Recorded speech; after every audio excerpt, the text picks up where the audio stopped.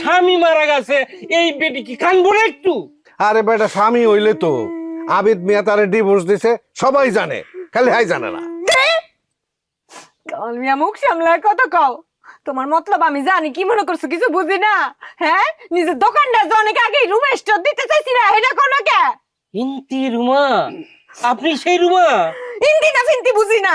হ্যাঁ রে জিগান, সাহস থাকলে আমার সামনাসামনি বইয়া কও। এই বইরেছিস কি ক?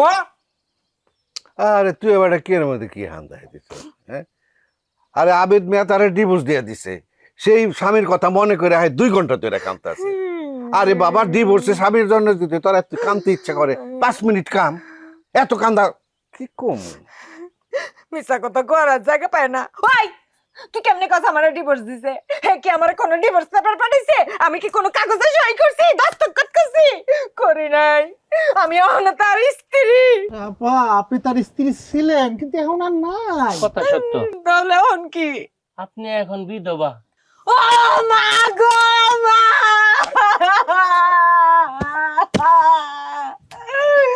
আমি শেষ হয়ে গেছি, অল্প বয়সে বিধবা হয়ে। আমার স্বামী কই গেল? আমারে বিধবা কইরা কই গেল?